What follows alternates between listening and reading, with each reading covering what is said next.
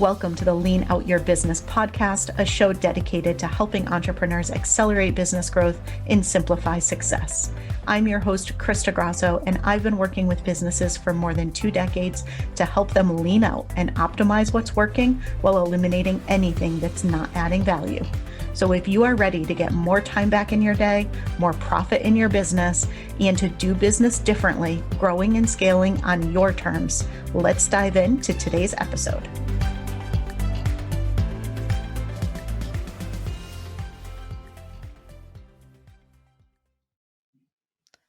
Hello, and welcome to another episode of the Lean Out Your Business podcast. Today, I am joined by Cate Stillman. I am so excited for this conversation. I have known Cate for the longest time. When did I meet you? Like 15 years ago, 12 years ago, something like that? Yeah, it's been a while. It's been a while. But Cate is honestly one of the most brilliant businesswomen I have ever met. You've actually probably heard me talk about her on the podcast because she doesn't know this, but I tell stories about her a lot. I just don't use her name. But she's like, oh no, what did you say about me? Fair enough. But I can only imagine. today, what we're going to be talking about is really inventing your next best self for business success. And I think this is so important because I know right now, so many people are in this period where they are feeling like they want to reimagine things, where they want to reinvent. We're about to head into the new year, which is all about reinvention. So, since this is one of Cate's many superpowers, I thought that this would be a brilliant conversation for right now to really set you up for success as we're looking ahead to the new year, as you're looking ahead to what feels most in alignment for you and your business and your life overall. So, Cate, welcome. I'm so excited you're here. Yay, Krista and Krista's people. All right, let me tell you a little bit about her and then we'll get to the good stuff. So, Cate is a pioneer in ancient meets modern health and the leader and CEO at Club Thrive and Wellness Pro Academy. She grew her first company, Yoga Healer, by passing forward the timeless wisdom of Ayurveda and yoga. Driven by a mission to guide people to thrive, she is best known for resolving chronic symptoms, igniting ambition, and developing collaborative intelligence in those who join her dynamic clubs, of which I am a part of course. So, with that, Cate, one of the things I wanted to dive into first with you is strategy. Because as I shared, you are one of the most brilliant business strategists that I know. Mm. And so, what I think so often ends up happening is people end up in a place where they are either overworked or they don't feel like they're able to invest their time in the things that really fuel them and the things that they really want to do to make an impact. Mm. So, if people are in that place right now, what are some of the things that they can do to refine their business strategy to support them? Yeah, I mean it's that adage of like taking a step back in order to see, right? Like when you step out of the whirlwind, you can see what strategy you've currently been using and where that goes. So I know for me, often changing strategy means like you're going to do a lot of the hard thing before you see result, right? So it's delayed gratification.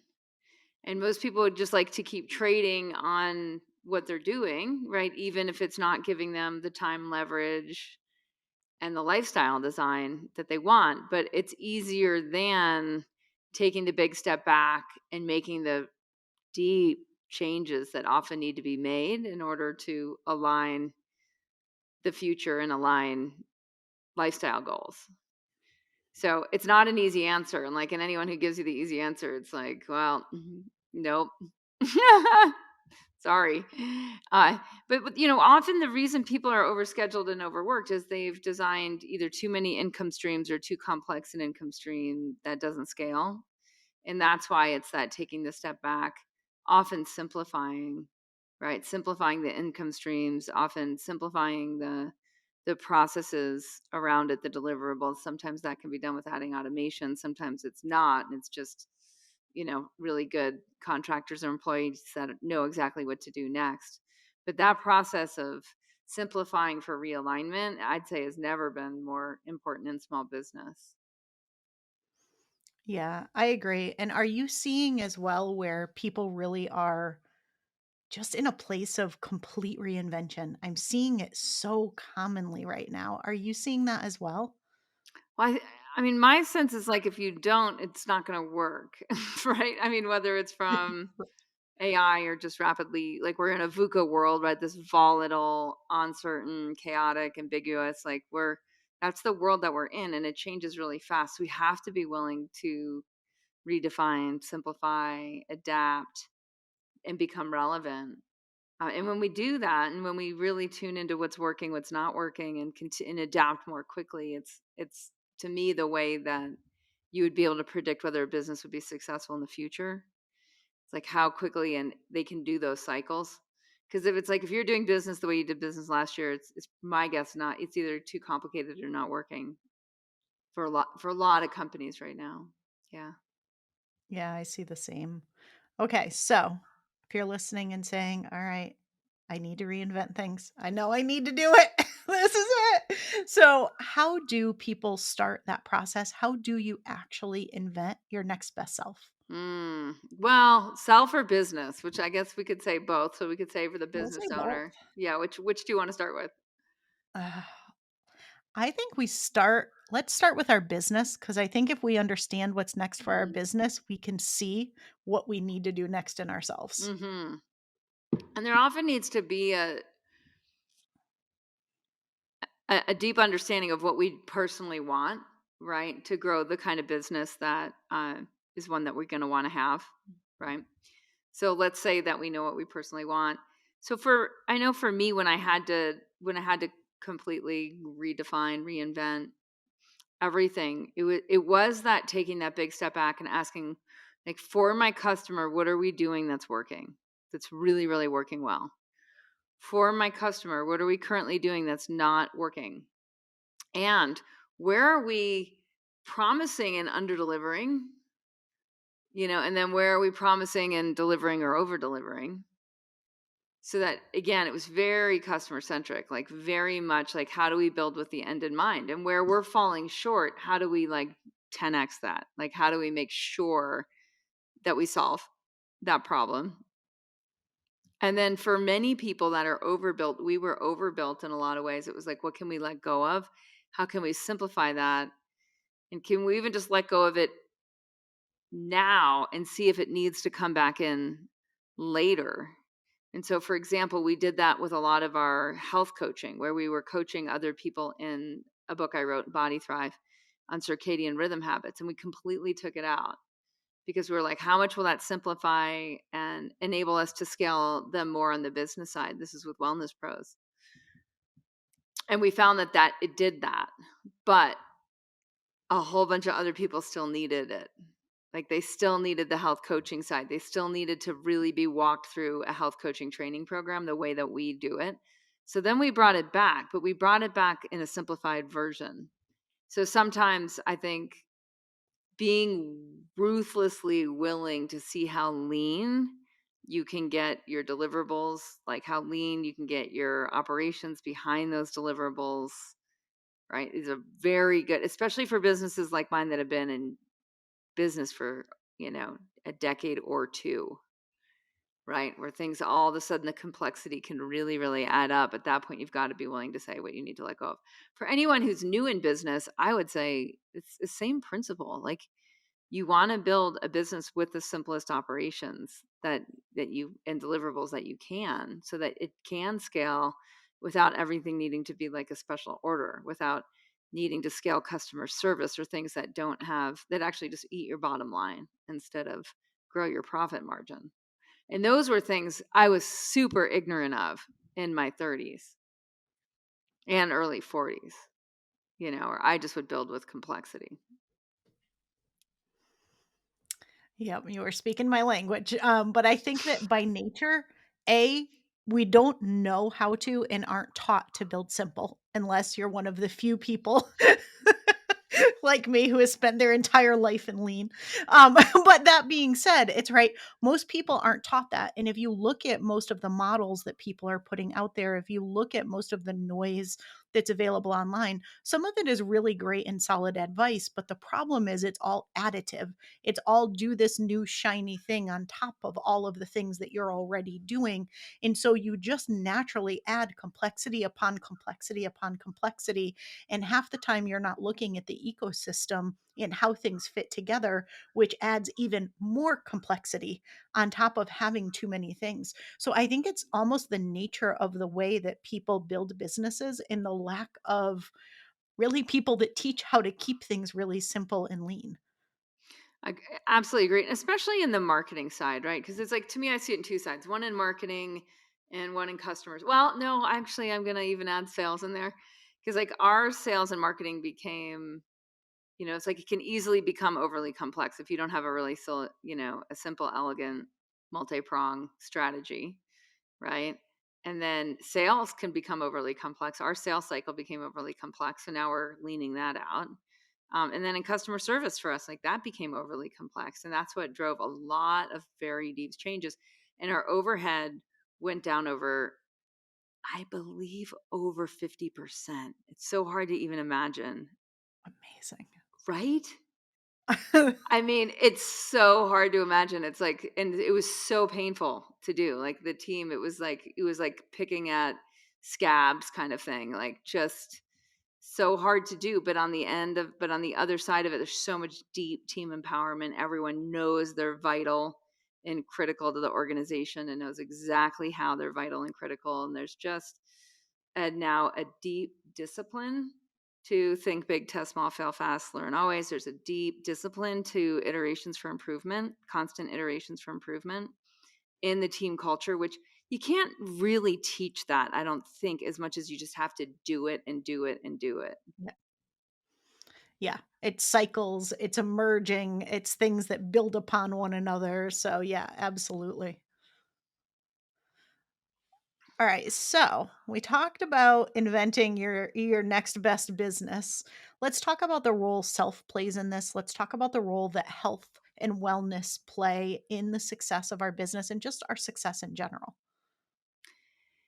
Yeah. I mean, this is something that I was writing this book called On Inflame to reverse chronic inflammation. So most modern disease, as in like around 98% of modern disease, is from chronic inflammation. So everything from all the autoimmune diseases to cancer to diabetes to like all of it. And then all the symptoms people feel, the anxiety, the depression, the irritability, I mean, everything is chronic inflammation now. So it's like humans used to be a heck of a lot healthier.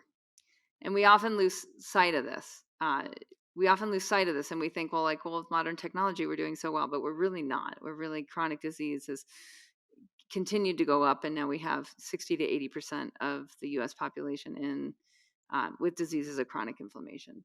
And we set the standard globally. So wherever you're listening, hopefully you're not as bad off as we are, but we've been pretty idiotic about it. So, anyways, like in that research, what I found in writing the book, because I've read about 300 studies, was that the direct correlation between like even like a lack of neuroplasticity that happens if we don't have a long enough fasting time. So 10,000 years ago, our brains were 10% bigger. That's the work of Dr. Mark Mattson at NIH, the National Institute of Health. He's done the most studies on intermittent fasting, and that was what his research found. But the problem is, if we're not taking care of ourselves, which just kind of in modern culture means like we're snacking, we don't have at least a 16-hour fasting window, we're not doing fast mimicking diet a couple times a year, and we're sort of grazing, and it might just be like adding cream to the coffee in the morning and snacking on chips in front of the TV before we go to bed, watching, at night. Like any of that, what it does is it destroys neuroplasticity, which is our ability to learn. Our ability to learn. Now, if anyone needs to be able to learn fast, it's entrepreneurs. And the problem is you don't maybe notice your own faulty thinking. It's how, like, when you're in a mindset of busy, busy, busy, busy, and you're trying to get more done, you're often creating more work for yourself than if you just had to 80/20 your work, or say, okay, what are the 20% of things I'm going to do today that drive 80% of the results? Like that kind of thinking, high level cognitive thinking, that only happens with certain habits.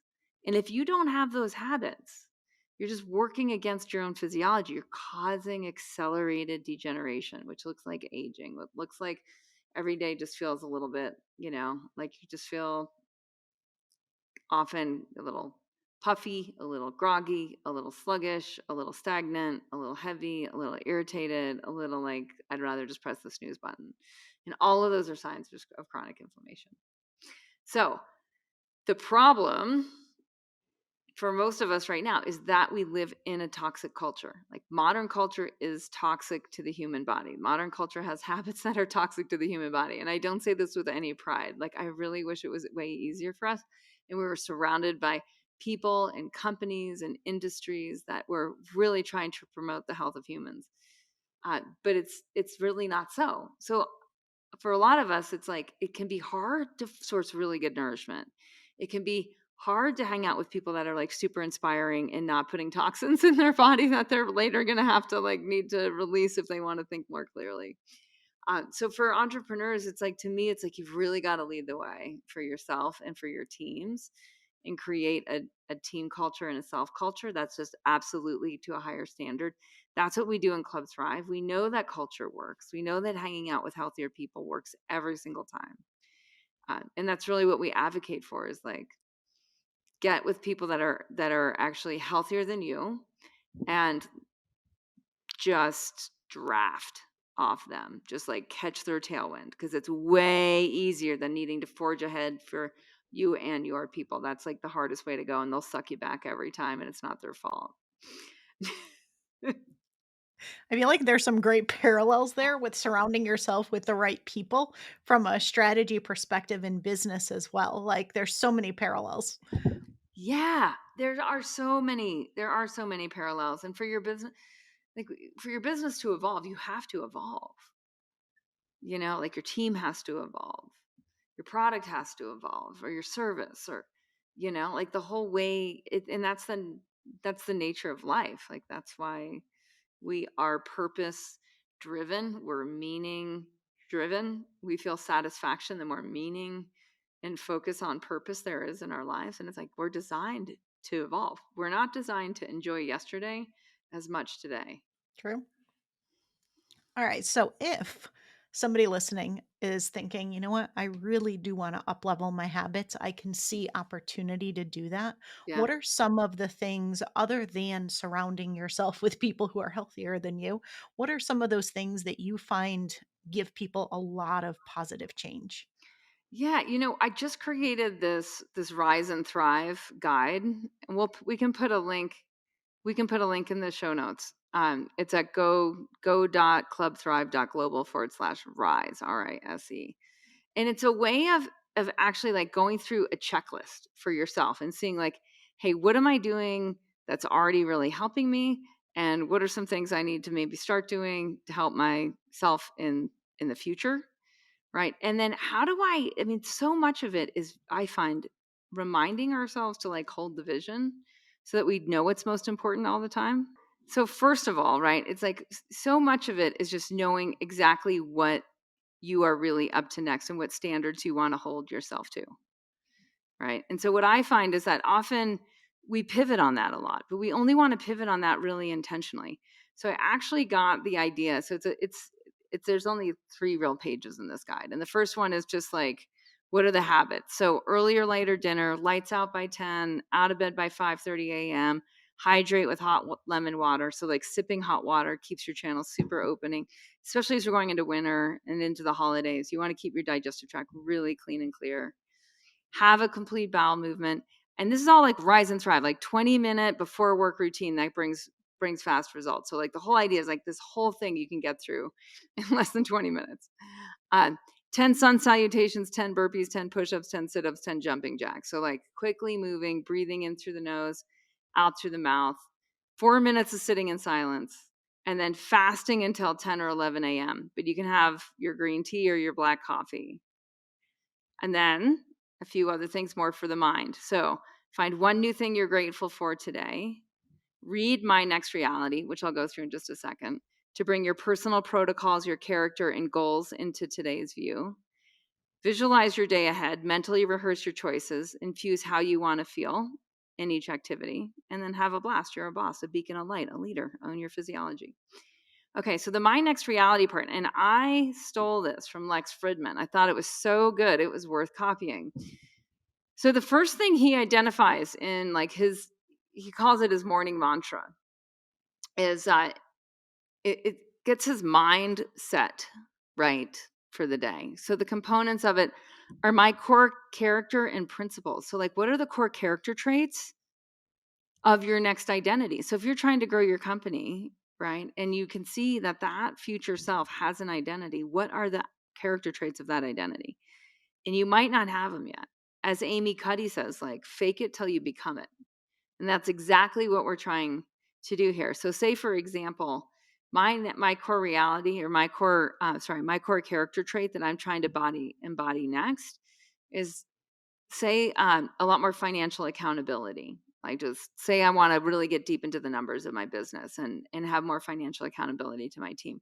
I would identify that as a character trait. Or say, and I know a lot of CEOs like me can be this way if they're visionary, like, just you can move too fast for your team, right? So maybe my character trait that I'm trying to develop is one around being absolutely structured and focused with the team, right? Then I would read that. I would remind myself of that every single morning. So I'm reminding my mindset.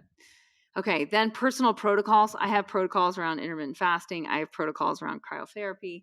I have protocols around microbiome diet. Like, whatever your personal protocols are that you are saying, like, this is my rule book for right now, not forever. So you heard some personal protocols in the Rise guide, like about like going to bed early, waking up early. Those could be also just reminders of your personal protocols. And we know that productivity goes up. We know the human physiology goes into circadian rhythm and neuroplasticity with that bedtime, waking time. It's completely science-based. There's no mystery behind it. You know, what is it? Early to bed, early to rise makes a man healthy, wealthy, and wise. Like, these sayings go back in every culture forever. Okay, next up, my 5-year goals, and then my short-term goals. So having these, and it's the same thing. You only write them once, right? And then you'll use them for like a quarter, but it helps filter the noise. So then you're just super clear. So my 5-year goals for me, it might be, enroll X amount of club seats a year, lean team, profit margin. Short-term goals, right? For me right now, it's like getting certain books out, growing certain memberships and courses or clubs, right? So exactly, what is the short-term goal? And then you draw your next identity in a box, like superhero style, and then your mantra of the year. And it can even be the mantra of the quarter, but like, what's your mantra? So your mantra could be that, like, early to bed or early to rise makes a woman healthy, wealthy, wise. It can be anything. But just that, so 20 minutes, right? Where you're like going through the checklist, you're doing your burpees and your sun salutations, you're moving your breath body, you're sitting for a few minutes, and you're reminding yourself of the next reality. You're doing it day after day consistently. We have found this to be really freaking helpful. Yeah. I know, and I will just say, from having been a part of Body Thrive and having done a lot of work with you, I feel so completely and entirely different in changing my habits and in putting just a completely different focus on my health, in doing more intermittent fasting and going to bed earlier and waking up earlier and making sure I'm really hydrated. And so many of the changes that I've made, I'm not sure if I've talked about it on the podcast before, but I haven't had a drop of alcohol in 2.5 years. And so just all of these changes that I've made, and it doesn't just make me feel better as a human, but it makes me better in my business. And that was one of the reasons why I wanted to have you on to talk about some of this, because I think people so often look at business and look at health as two completely separate categories. One is over in the self-care category that would be great if you get to when you're done working. And then there's the business side of it. And I think they need to be integrated because they are integrated, whether you want them to be or not. Yeah, and they need to be flip flopped, because it's like, if you're not like ready and inspired and motivated and infused with, I mean, what we call life force energy in yoga, like, you're not, right, like, you're not vibing at a high level, like, who's gonna want to work with you? Like, who's gonna want to follow you? Like, you can't hide anything. It's like people can see through the lines. So to me, that's always made, for me, when I go down, it's more in my mind, right? There's a little bit more of like mental garbage and self talk and just stuff from deep, deep PTSD that I think a lot of us, most of us have. And for me to understand the nature of like resetting my mind, right? Like really deeply vibrating at a level where I'm inspired by just every day, like you said, like not like drinking, you're not partying, you're not overeating, like you're not doing all those things. You're just like inspired by the natural force of inspiration, right? Or inhalation or prana, life force energy. It's like there's something for people to really grab onto in your product set or your offerings or how you're showing up. Uh, and to me, it's like if you're trying to get to it later, completely losing strategy. Just like in business, if like you're trying to get to like your customer service stuff later, it's like the customer service stuff is pointing its way to improving your product, right? Which will then help word of mouth spread your product or service. So it's like get to the no, get to that stuff first, right? Take care first and see what happens next. You said something to me once that was very transformational, and I'm probably gonna totally misquote you, so please requote you if you remember this conversation. Um, but you had said something like, "If you're this productive now, Mm. imagine how much more productive you'd be with healthier habits." Oh And yeah, Krista, I love it. it was good because I am so darn productive. I am so strategic. I am all of these things. And a lot of times we think, doesn't matter, doesn't impact me. I'm great. I got this. It's good, right? But it was that question in particular that wasn't, you're not productive. You're not any of those Mm, things. It was, yeah, you are. And imagine how much more you could be yeah. with healthier habits. And so that question just really kind of made me pause and say, huh, this is a superpower for me right now.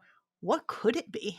And so I just loved that frame of thinking. So I wanted to share that because that was so transformational for me. So I hope for all of you listening, you can hear that in Kate's words, not my words, but so good. Yeah, like it reminds me of, there's this idea that like IQ doesn't change, except for there's this study that shows that like IQ declines unless you exercise. And we often pretend with science that like the science is in, and it's like there's so many things, there's so many more things that haven't been studied than things that have been studied. So it's like, what do we really know about circadian rhythm habits and cognitive function? And if are any of you who have your own businesses, like the whole business relies on your cognitive function and your neuroplasticity and your adaptability in the marketplace, like more so than ever. Right. And so it's like once you really get that, you're going to want as many habits that make you smarter for longer. And the cool thing is like when you're smarter for longer, you're more able to learn anything. So, like anything you want to learn, maybe some of you want to learn how to do a new sport, right? Or a new like exercise thing. Maybe some of you want to learn a new language or a new app, or, right? It goes on and on. And it's like neuroplasticity and plasticity of identity. And that's really what we're talking about with growth, right? The plasticity of identity, become more able, more in your grasp with certain habits. And those habits are the circadian rhythm habits and the Yeah. positive stressor habits, the doing the hard thing in the short term that makes life better in the long term. Those always win. Yeah, absolutely. And so tell people a little bit about your work and what you're excited about that you have coming up and where they can find more about you.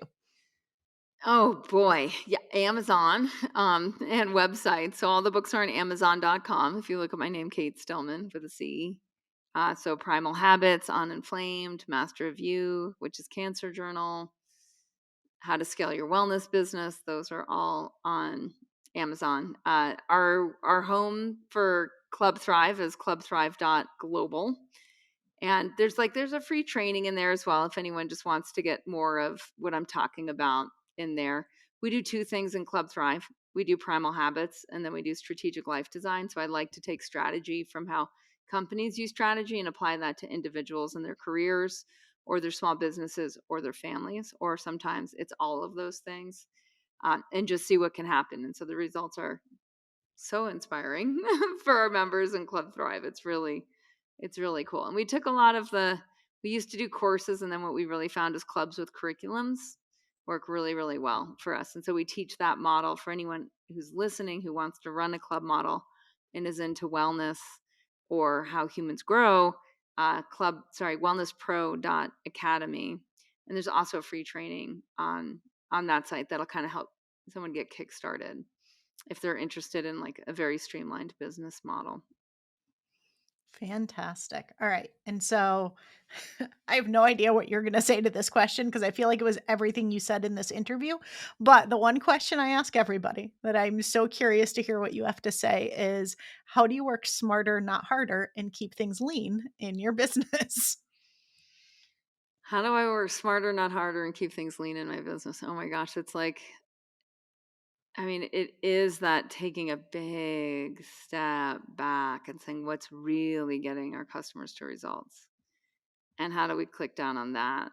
And how do we get rid of all the things that are unnecessary in order to scale our impact?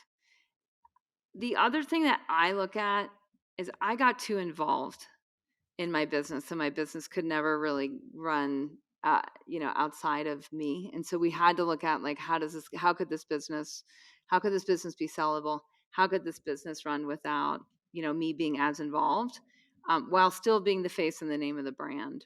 And so I think questions like that naturally give you your lifestyle back. They naturally point to a lean model. I just got back. I mean, this is one of the ways it's working. Like, I just got back right before we jumped on from a long weekend, like Friday through Monday, kind of a weekend with my mom and my sister. And as we were pulling into the valley, I was looking at my calendar and I was like, oh, I have a nice light schedule this week. Like, that's how it's working. That means I have plenty of time for focused projects that'll drive the long-term strategy of the business forward, and that I'm less caught up in the sort of the day-to-day cray cray. I love that. Day to day cray cray. That is what we do not want. All right. Any final tips for everyone listening on how they can invent their next best self as we go into the new year or as they go into the next evolution of what they see for their business? Yeah, that whole idea of drawing your future self, like taking time, and it's in that go.clubthrive .global/rise. It's in the Rise and Thrive guide. But drawing the next identity, like drawing who you want to become next, including what I call this. So we talked about mindset, but also including the skill set, the tool set, and the people set. Like, who are the people this person hangs out with as your next identity? And you could look at your business the next level of growth and really connect with that person who's dialed it in and ask, like, what did she need to learn? That's going to be skill set. Who did she need to hang out with? That's going to be people set. How did she need to orient her thinking in terms of her personal protocols? Like, that's going to be mindset. Right. And then what tools did she need to use that? Maybe you have them now, maybe you don't. Maybe you have them now at like a green belt and they need to be black belt at that next level, or maybe vice versa. Like, and that can be so helpful to just just take a hot minute, like press pause before you go on to the next activity. Really draw out the person you're trying to become next so that you're crystal clear on who that person is, how they make decisions, how they orient their day, how they invest in themselves, how they divest, right, in the area they need to divest in. And that'll just start to set up your thinking for success at the next level. Fantastic. Cate, thank you so much for being on the podcast.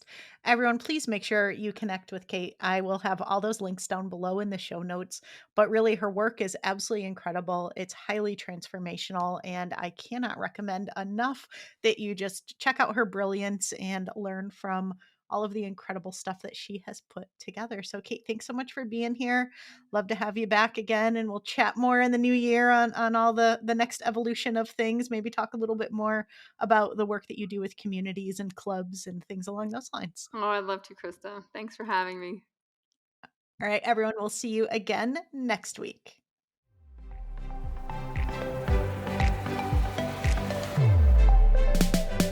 Thanks so much for tuning in to this week's episode. If you have not yet taken our scalability assessment, I invite you to head to leanoutmethod.com/assessment and take our interactive assessment that's going to help you look at how simple, how sustainable, and how scalable your business currently is. It includes personalized recommendations of where to focus next to get your time back, to increase your impact, increase your profits, and ultimately step into your rich, fulfilled life. And finally, we'd love to see you inside our signature program, Simplify to Scale.